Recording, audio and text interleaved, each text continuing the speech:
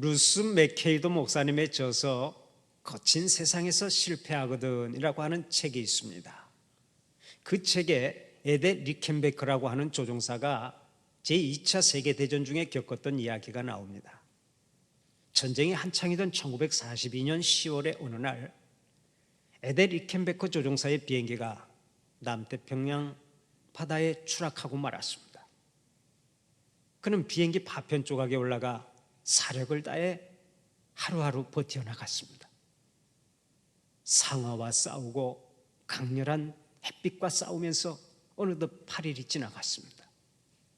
식량은 다 떨어지고 기력이 쇠할 대로 쇠하자 그는 마지막이라고 하는 심정으로 하나님께 기도했습니다. 하나님, 저를 좀 살려주십시오. 저를 구원해 주실 분은 하나님밖에 없습니다. 그렇게 간절히 기도했는데 기적이 일어났습니다. 어디선가 갈매기 한 마리가 날아와 그의 모자 위에 앉는 것입니다.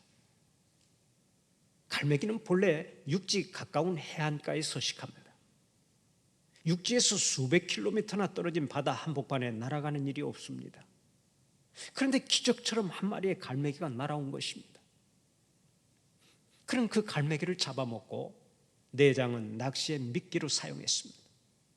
계속 낚시질을 해서 물고기를 잡아먹고 생존하다가 그는 극적으로 구조된 기적의 사나이가 되었습니다. 여러분, 그 갈매기가 어떻게 육지에서 수백 킬로미터나 떨어진 그곳으로 날아왔겠습니까? 그리고 왜 하필이면 그 사람의 머리 위에 앉았겠습니까?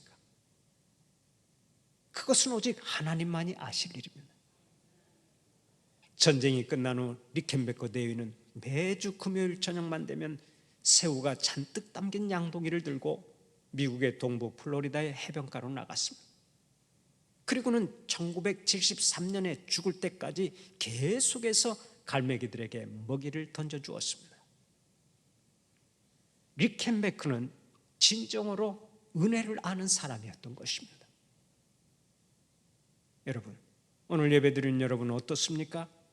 하나님의 은혜를 알고 있습니까? 항상 하나님의 은혜에 감사하며 살아가십니까? 우리는 리켄베케와 비슷한 은혜를 입은 사람들입니다. 우리 역시 희생제물이 되신 하늘의 방문객을 통해서 구원을 받았기 때문입니다.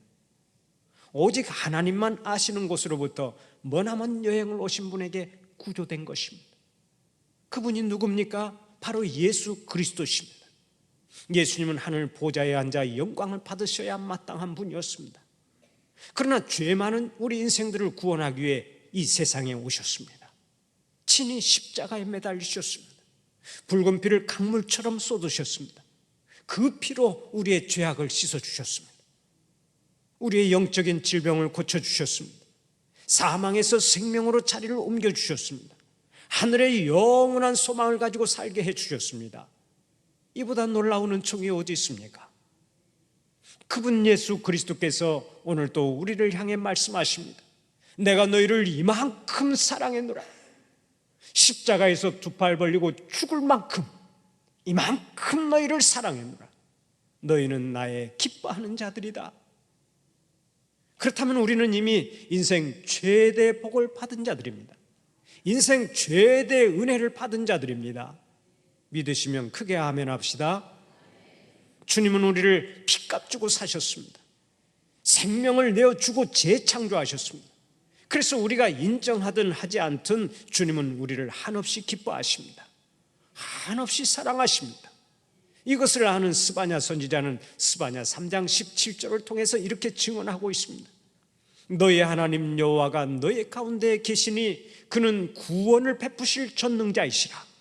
그가 너로 말미암아 기쁨을 이기지 못하시며 너를 잠잠히 사랑하시며 너로 말미암아 즐거이 부르며 기뻐하시리라.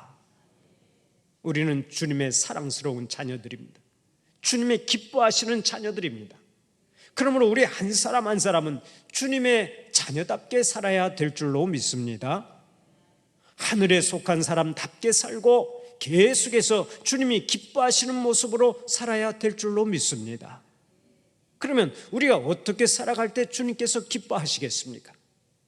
첫째로 우리의 마음을 같이 할 때 주님께서 기뻐하십니다.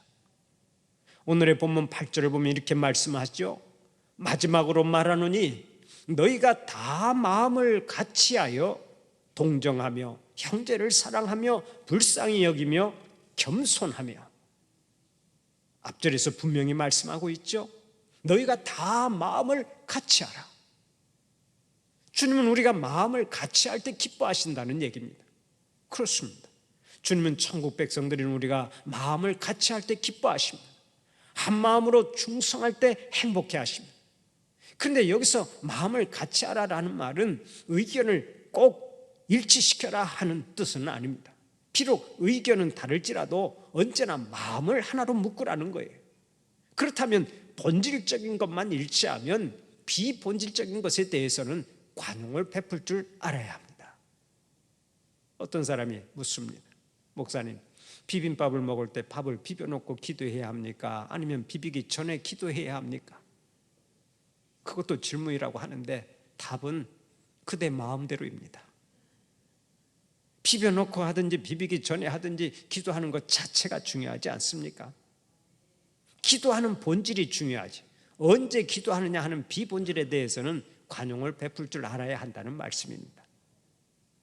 또 이런 측면에서 생각해 보면 누가 내 의견을 반대한다고 해서 상처를 받을 필요도 없습니다. 이는 내 의견을 반대하는 것이지 내 인격을 반대하는 것이 아니기 때문입니다. 사람마다 의견이 다를 수 있습니다. 비본질적인 면에서는 얼마든지 차이가 날 수 있습니다. 그러나 그것을 기꺼이 수용하면서 하나 되기를 힘쓰는 것이 마음을 같이 하는 것입니다. 주님은 이렇게 마음이 하나 될 때 큰 능력이 나타난다고 했습니다. 뜻이 하나 될 때 큰 역사가 나타난다고 했습니다. 사랑하는 우리 성도들에게 마음을 같이 하는 사랑이 있어서 언제나 큰 역사가 나타날 수 있기를 바랍니다. 서로 생긴 것이 다르고 개성이 다르고 은사가 다르다고 해도 마음만 같이 하면 선한 역사는 반드시 일어나는 것입니다. 그런 의미에서 우리는 나와 다른 사람을 기꺼이 수용할 줄 알아야 합니다. 나와 다른 사람은 결코 틀린 사람이 아닙니다. 생각이 다르고 개성이 다르고 은사가 다를 뿐이지 틀린 사람이 아니라는 얘기입니다. 그러므로 우리에게는 다른 사람을 기꺼이 수용하는 자세가 필요합니다. 언제든지 상대방을 있는 그대로 받아들이고 그 속에서 큰 역사를 이루어가는 여러분들이 되시기를 간절히 바랍니다. 그런 의미에서 한번 따라서 해봅시다. 서로 다른 것은 절대 틀린 것이 아니다. 서로 수용하고 한 마음이 되어 큰 역사 이루자. 아멘입니까? 언제나 서로를 기꺼이 수용하고 합력해서 선을 이루는 여러분들이 되시기를 축원합니다. 두 번째로 동정할 때 주님께서 기뻐하십니다. 오늘의 본문 8절을 보면 이렇게 말씀합니다. 너희가 다 마음을 같이하여 동정하며. 주님은 동정하고 긍휼히 여기시는 것을 기뻐하십니다. 무정하고 강팍한 것은 싫어하시지만 깊은 동정심을 가지고 살아가는 것을 매우 기뻐하십니다. 그래서 하나님께서 주신 가장 큰 계명이 내 이웃을 내 몸과 같이 사랑하라라는 것입니다. 그런데 요즘 현대인들의 마음이 어떻습니까? 사랑이 식어버렸습니다. 동정심을 잃어가고 있습니다. 긍휼히 여기는 마음을 잃어가고 있습니다. 우는 자를 보면 함께 울어주라고 했는데 울어주는 사람을 찾는 것이 갈수록 어렵습니다. 눈물을 흘리는 사람의 입장에서는 자기의 얼굴을 파묻고 슬픔을 토로할 수 있는 가슴 따뜻한 사람을 만나고 싶은데 그런 사람들을 찾기가 어렵다는 것입니다. 바로 여기에 현대인들의 비극이 있는 것이죠. 얼마 전에 일어난 이태원 참사는 우리의 가슴을 사정없이 찢어놓았습니다. 젊은 청춘들이 인생의 꽃을 채 피워보지도 못하고 이태원의 그 좁은 골목에서 압사당했으니 얼마나 기가 막힌 일입니까? 그런데 일각에서는 희생자나 유족들을 조롱하면서 오히려 2차 가해를 하고 있습니다. 그런 곳에 놀러간 것들은 죽어도 싸다. 젊은 것들이 놀다가 죽은 것을 우리가 왜 애도해야 하느냐? 하나같이 긍휼히 여기는 마음이 없습니다. 사실 근본의 참사는 건강한 나라에서는 있을 수가 없는 나라, 참사입니다. 참사라는 말을 쓰지 말고 사고라고 말하고 희생자라고 하지 말고 사망자라고 말하라고 하는데 저는 그 말에 동의할 수 없습니다. 대한민국의 수도 한복판에서 두 눈 멀쩡히 뜨고 압사당해 죽었는데 어떻게 사고라 치부하고 발뺌을 하려 합니까? 정부가 애도기간을 정해놓고 합동 분향소까지 차려놓았습니다마는 분향소에는 희생자의 이름도 없고 영정도 없고 위패도 없었습니다. 그 흔한 근조라고 하는 글귀도 찾아볼 수가 없었습니다. 은연중에 정부는 책임이 없다는 것을 시사하려고 하는데 그런 면에서 보면 이런 모든 행위는 하나의 위선이고 속임수인 것입니다. 사실 이번 참사는 정부가 얼마든지 막을 수 있었고 또 막아야 했던 일입니다. 정부는 국민의 생명을 보호하고 지켜주는 일을 최우선적으로 해야 하는데 그 책임을 다하지 못해서 이런 불상사가 일어난 것입니다. 그렇다면 지금이라도 우리는 먼저 반성하는 마음을 가지고 유족들과 생존자들의 손을 잡아주고 함께 울어주어야 마땅하지 않습니까? 이것은 너희 잘못이 아니야 하면서 그들을 위로해 주어야 하는 것입니다. 책임자들의 처벌을 얘기하고 유족들에 대한 보상을 얘기합니다만 사실 보상은 맨 마지막 단계입니다. 그리고 보상을 한다 해도 생때 같은 자식을 허망하게 떠나보낸 부모의 그 상실을 어떻게 돈으로 보상할 수 있습니까? 나의 생명보다 더 귀한 자식을 잃었는데 도대체 얼마를 받으면 그 슬픔을 잊을 수 있겠습니까? 돈을 1,000억, 10조 원을 갖다 준다 해도 자식과는 바꿀 수가 없는 거예요. 지금은 유족들과 함께 울어주어야 할 시간입니다. 우리 주님께서 말씀하시지 않았습니까? 너희는 우는 자들과 함께 울라. 주님은 우리들을 긍휼히 여기셔서 이 땅에 오셨습니다. 우리를 불쌍히 여기셔서 이 땅에 오시지 않으면 안 되었던 것입니다. 하늘 보좌를 버리고 이 땅에 오신 주님은 우리를 불쌍히 여기셨습니다. 그래서 배고파하는 자들에게는 양식을 주시고 병으로 고통당하는 자들에게는 치유의 은총을 베풀어 주셨습니다. 가슴 아파하는 자들은 두 팔로 품어주시고 눈물 흘리는 자들이 보이면 친히 그들의 눈물을 닦아주셨습니다. 그분 예수 그리스도께서 오늘 우리에게 말씀하십니다. 동정하며 형제를 사랑하며 불쌍히 여기라. 우리가 주님의 말씀을 따라 항상 서로를 불쌍히 여기는 마음만 가지고 살면 우리가 사는 세상은 달라질 줄로 믿습니다. 제가 국민가수 조용필 씨의 노래를 좋아하는데 그의 히트곡 비련에 얽힌 일화가 하나 있습니다. 조용필 씨가 앨범 4집을 발표한 후에 한창 바쁠 때 한 요양병원 원장이 조용필 씨의 매니저에게 전화를 했습니다. 선생님, 우리 병원에 14살 된 지체장애 여자아이가 있습니다. 그런데 조용필 씨의 노래 4집에 수록된 비련을 듣더니 갑자기 눈물을 흘렸습니다. 이번 8년 만에 처음으로 감정을 나타내 보인 것입니다. 이 소녀의 보호자 측에서 돈은 원하는 만큼 줄 테니 조용필 씨가 직접 찾아와 이 소녀에게 비련을 불러줄 수 없느냐고 말합니다. 꼭 부탁합니다. 노래하기가 어렵다면 지나가는 길에 병원에 와서 얼굴이라도 한번 보게 해주시면 좋겠다고 하는데 어떻게 안 될까요? 그 당시에 조용필 씨는 나이트클럽에서 노래 한 곡 부르면 지금 돈으로 3천만 원에서 4천만 원 정도를 받던 때였습니다. 몸값이 보통 비싼 가수가 아니었습니다. 매니저인 최동규 씨가 병원장의 말을 그대로 전했습니다. 그런데 그 이야기를 듣던 조용필 씨가 물고 있던 담배를 툭 끄더니 이렇게 말했습니다. 지금 그 아이가 있는 병원으로 갑시다. 조용필 씨는 그날만 행사가 4개나 예약되어 있었지만 전부 다 취소하고 위약금을 물어주면서까지 시골 병원으로 달려갔습니다. 병원 원장과 직원들이 놀라서 입을 다물지 못하자 매니저는 그날의 상황을 설명했고 사람들이 큰 감동을 받았습니다. 한편 조용필 씨는 병원에 들어가자마자 사연 속에 그 소녀를 찾았습니다. 소녀는 아무 표정도 없이 멍하니 누워 있었는데 기적은 그때부터 일어나기 시작했습니다. 조용필 씨가 소녀의 손을 잡고 비련이라고 하는 곡을 부르자마자 소녀가 눈물을 펑펑 쏟았던 것입니다. 그 소녀의 부모도 감격의 눈물을 흘렸습니다. 노래가 끝난 뒤에 조용필 씨가 그 여자아이를 안아주고서 직접 사인을 한 음악 CD를 건네주고 차에 올라갔는데 아이의 어머니가 조용필 씨에게 물었습니다. 조용필 선생님, 감사합니다. 돈은 어디로 얼마나 보내면 되겠습니까? 그러자 조용필 씨가 이렇게 말했습니다. 어머님, 딸의 눈물이 제 평생 벌었던 돈보다 더 비쌉니다. 여러분, 조용필 씨의 마음이 얼마나 아름답습니까? 그에게는 긍휼히 여기는 마음이 있었고 그 마음이 모든 사람들을 감동시켰던 것입니다. 우리에게 긍휼히 여기는 마음만 있으면 하나님께서 주시는 복이 떠나지를 않습니다.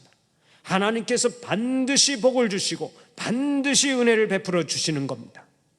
사랑하는 우리 성도들은 언제나 긍휼히 여기는 마음을 가지고 살면서 주위에 있는 사람들의 은혜의 통로가 되시기를 축원합니다. 세 번째로, 겸손할 때 주님께서 기뻐하십니다. 오늘의 본문 8절을 보면 마지막에 이렇게 말씀합니다. 겸손하라. 주님은 겸손한 사람을 기뻐하십니다. 그래서 겸손한 자에게는 더 큰 은혜를 주시고 더 큰 사랑을 덧입혀 주십니다. 교만한 자는 대적하시지만은 겸손한 자에게는 한없는 복을 베풀어 주십니다. 물론 요즘처럼 치열한 경쟁 사회 속에서 살아남으려면 실력을 길러야 합니다. 능력도 갖추어야 합니다. 성공도 하고 높은 지위도 추구해야 합니다. 그러나 능력이 커지고 지위가 높아질수록 겸손한 마음을 잃지 말아야 합니다. 능력은 높이고 태도는 낮출 때 영적인 키가 자라가고 남을 감동시키는 영향력은 더욱 커지는 것입니다. 노벨 평화상을 받은 남아프리카 공화국의 데스몬드 투투는 그가 성공의 주교가 된 사연을 이렇게 고백했습니다. 그가 살던 남아공에서는 인종차별 정책이 아주 심했습니다. 그래서 길을 가다가 흑인과 백인이 만나면 흑인은 백인이 지나가도록 길가 도랑으로 비껴서서 존경하는 표시로 고개를 숙여야 했습니다. 그러던 어느 날 어린 투투가 자기 어머니와 함께 길을 걷고 있을 때 검은 옷을 입은 키가 큰 백인 한 사람이 그들에게 다가왔습니다. 투투와 어머니는 재빨리 길가로 비껴 서려고 했습니다. 그런데 그 백인이 먼저 자기들이 지나가도록 길을 비껴 서는 거예요. 그리고 자신의 어머니에게 존경의 표시로 그의 모자에 손을 대고 인사까지 했습니다. 그 장면을 보고 깜짝 놀란 투투가 어머니에게 물었습니다. 엄마, 저 백인이 왜 저런 행동을 하죠? 엄마가 말했습니다. 저분은 성공의 신부인데 바로 하나님의 사람이야. 그래서 저렇게 행동하는 거야. 그 말을 들은 투투는 바로 그 자리에서 이렇게 결심했다고 합니다. 나도 장차 성공의 신부가 되고 하나님의 사람이 되어야 하겠구나. 한 사람의 겸손이 위대한 인물을 만들어낸 것이죠. 지금까지 교만한 사람이 감동을 주었다는 얘기를 들어보지 못했습니다. 교만한 사람이 존경받았다는 얘기도 들어보지 못했습니다. 교만한 사람이 하나님께서 주시는 복을 받았다는 얘기는 그 어디에도 없습니다. 사랑하는 우리 성도들은 항상 겸손하게 사시기를 축원합니다. 세상에서도 겸손하시고 교회에서도 겸손하시고 가정에서도 겸손하시기를 바랍니다. 하나님은 겸손한 자를 찾아오십니다. 사탄은 교만의 문을 통해서 들어오지만 하나님은 언제나 겸손의 문을 통해서 들어오십니다. 그래서 겸손한 자에게 은혜를 베푸시고 겸손한 자를 사랑하십니다. 사랑하는 우리 성도들은 항상 겸손의 옷을 입고 살아가시기를 바랍니다. 사실 가장 가까운 사람 앞에서 겸손하기가 어렵습니다. 그러나 하나님은 가장 가까운 사람 앞에서부터 겸손하기를 원하십니다. 밖에서는 겸손하게 살면서 집에만 오면 왕이 되는 사람은 잘못 사는 것입니다. 다른 여자는 친절하게 대하면서 집에 있는 아내는 함부로 대하는 남자는 인생을 잘못 사는 것입니다. 세상에서는 말도 못하면서 교회만 나오면 큰 소리 치는 사람이 있는데 그런 성도는 인생을 잘못 사는 것입니다. 잊지 마십시오. 가장 가까운 사람 앞에서부터 겸손해야 합니다. 겸손한 마음 없이는 하늘의 복도 승리도 없습니다. 평안도 없고 즐거움도 없고 행복도 없습니다. 겸손이고 축복의 통로이고 은혜의 통로인 것입니다. 주님처럼 온유하고 겸손하게 살아서 언제나 하늘의 복 땅의 복이 차고 넘쳐나시기를 축원합니다. 네 번째로 복을 빌어줄 때 주님께서 기뻐하십니다. 오늘의 본문 9절을 보면 이렇게 말씀합니다. 악을 악으로 욕을 욕으로 갚지 말고 도리어 복을 빌라. 이를 위하여 너희가 부르심을 받았으니 이는 복을 이어받게 하려 하심이라. 주님께서는 악을 악으로 갚지 말고 욕을 욕으로 갚지 말라고 했습니다. 오히려 복을 빌어주라고 했습니다. 그 누구라도 복을 빌어줄 때 주님께서 기뻐하신다는 얘기입니다. 그렇습니다.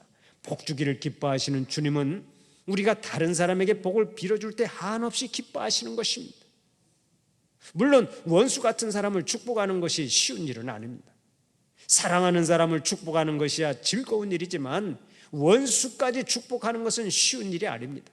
나에게 모욕감을 주고 나에게 해를 끼친 사람을 위해 복을 빌어준다는 것이 어디 쉬운 일입니까? 그러나 주님은 그런 사람도 축복하라고 말씀하십니다. 그러면 어떻게 원수까지도 축복할 수 있습니까?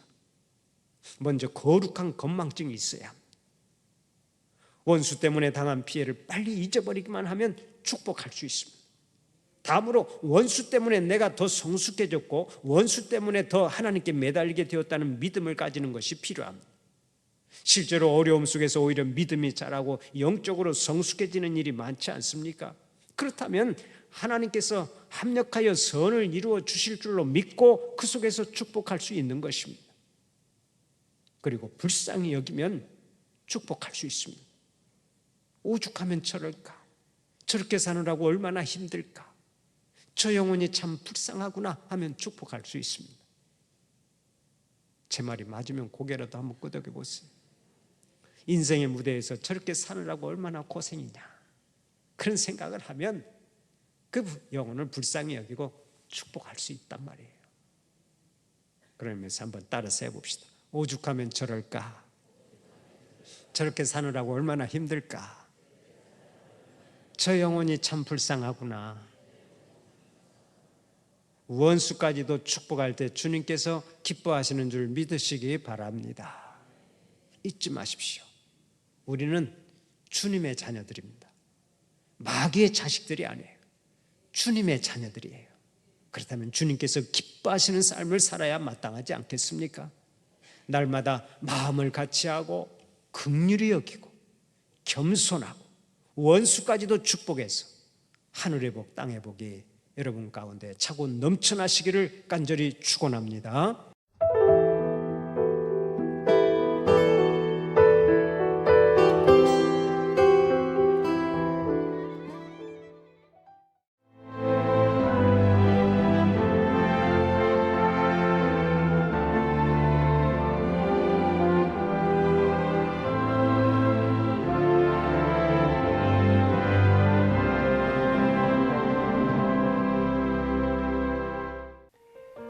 CBS를 사랑해 주시는 전남 지역 청취자 여러분, 안녕하십니까?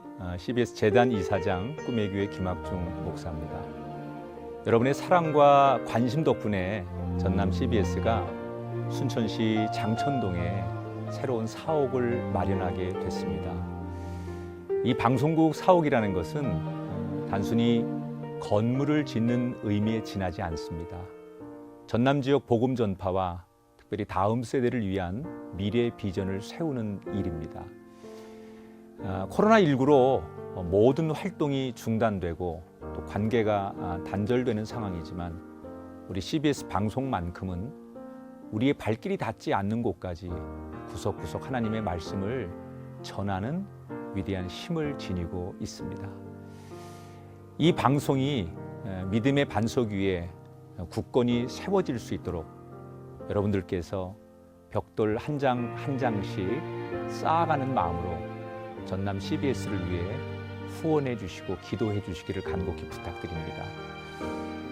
여러분의 이 작은 행함이 CBS를 통해서 교회 공동체를 회복하고 누군가의 믿음을 소생시켜 줄 굳게 믿습니다. 여러분 한 분 한 분을 축복합니다.